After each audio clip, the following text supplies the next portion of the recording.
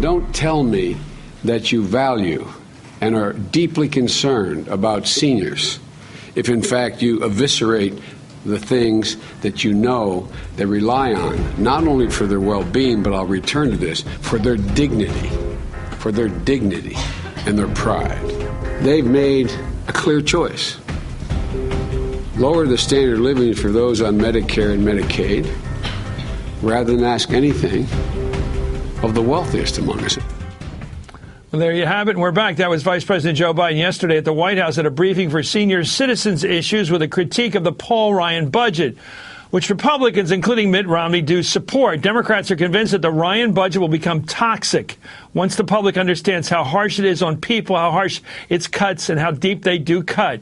The Biden speech will be a harbinger in many cases, we believe, of attacks that could come this fall. With me now is Chris Cillizza, MSNBC political analyst and author of The Gospel According to the Fix. There it is in hardcover. And Aaron McPike, national political reporter for Real Clear Politics. Chris, you're the great political watcher, moment by moment, hour by hour. You know what's going on.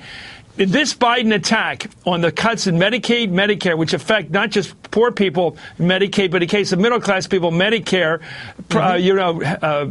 operations, procedures you won't be able to get under Medicare, whatever goes on, it's going to hurt people. At the same time, this fellow, Paul Ryan, who advertises the fact he's a fair budget cutter, is protecting the rich while he hurts the poor. Obama has never endorsed Ryan, of course, but the other guy has. Is this going to be an issue? Well, Democrats certainly think so, Chris. And I would say that this is, you mentioned Biden made these comments to a group of seniors. I think this is an attack or a point that Democrats think wins them the most points, the most credibility, really cuts against Romney the most among those 60-plus voters. Talking about cutting Medicare and Social Security, we refer to it as the third rail of American politics for a reason. Back in 2005, George Bush tried to do something with Social Security. We know how that wound up. And so that's the danger with Paul Ryan talking about fundamentally reimagining Medicare, basically ending Medicare as we know it, turning it into a voucher program. I'll point this out, Chris. In both 2004 and 2008, 60-plus-year-old voters made up about a quarter of the presidential electorate. McCain won them by 4. George W. Bush in 04 won them by 8. Obama just wants to either narrow that gap or not lose them badly because he's not going to win the election there, but he could lose it. So he wants to keep it narrow among seniors. They think this is certainly a way to do that.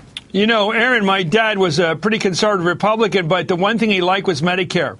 You know, he'd worked all his life, and he said, finally, I get something for all the money I paid into the government. Medicare doesn't, it's really popular among people over 65. They really, really like it. And now to come along and threaten to cut it or turn it into a voucher program, as Chris says, could be really political suicide for the Republicans. Do you sense that Biden is out there sort of like advertising what's to come, a sort of a preview of a movie coming? Oh, absolutely. And President Obama is going to Florida actually on Thursday and Friday for a couple of events. And I expect that he'll talk about it then. I mean, look, as Chris mentioned, this is an important thing with senior citizens. And as you mentioned as well, in Florida. And I think that's the reason why Paul Ryan is not as hot a commodity in terms of the Veep stakes right now, because so many Republicans I have spoken to said that if he is Mitt Romney's running mate in Florida, it would damage the Republican ticket with senior citizens. Well, today on Morning Joe, MSNBC political analyst John Heilemann talked about a newly released survey by Democracy Corps showing that Mitt Romney is vulnerable to attacks for his support of Ryan. Let's watch. They go around independent voters, swing voters, and explain to them what's in the Ryan budget on the repealing the child tax credit, on education cuts, on Medicare, some of the stuff you talked about, Steve. It is one of the things where Mitt Romney is most vulnerable. The vice president's a leading indicator of where the campaign is going now because they think with swing voters, independent voters, if you spell out the implications of the Ryan budget, it's horrible for Romney. Well, I guess the real question is, you know, if there's going to be pain all around, I think even seniors would understand that. They know what's going on. These are tough times. They don't want to screw the young people. But when they see that Romney, or they will be told Romney, wants to protect the tax breaks for the very rich people, make sure nobody pays even 39% of their income, will they wonder, well, why are we getting cut in Medicaid and Medicare? Well, You know, Chris, I think that's certainly what Obama and Democrats hope to say. You heard Biden in that clip you played at the top of the segment say they've shown what they care about. They've shown what their values are. I continue to return to this over and over again, that presidential elections are very rarely decided by undecided voters going to the two websites of the candidates, looking at where they stand on every issue, checking the box on which one you agree with, counting up the checks on one side, counting up the checks on the other side, and voting for the guy you have more checks with. It winds up being about values. It's a feel vote. It's a heart vote. It's who understands me better, who empathizes, who sympathizes. And I think that's what Biden is trying to use the Ryan budget to say. Is, look, they've laid out their priorities, and it shows that they don't share your values, senior citizens. I think that's really kind of the broader context of the argument that the Obama campaign is going to put forward. Well, that's right. Aaron, your last word here. It seems to me people hate the word socialism, but when it comes to people in their 60s, 70s, and 80s who have paid into a program their whole life, they don't consider it socialism. Medicare. Not at all.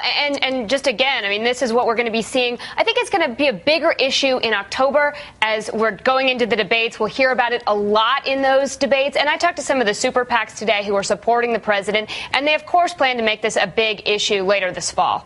So Ryan's not on the ticket. Do you agree with that, Chris Cillizza? I do agree, because I don't think Mitt Romney wants to double down on a plan that he had nothing to do with the writing of, Chris, and tie himself very closely to House Republicans who are not popular. Okay, the plan, not the man. I mean, I think Ryan without the plan is appealing, but Ryan without the plan isn't Ryan. Okay, well, I think he's going to be Ryan all over this ticket if the other side has anything to say about it. He's got Ryan as a running mate, whether he likes him or not. Anyway, thank you, Chris Cillizza. Thank you, Aaron McPike.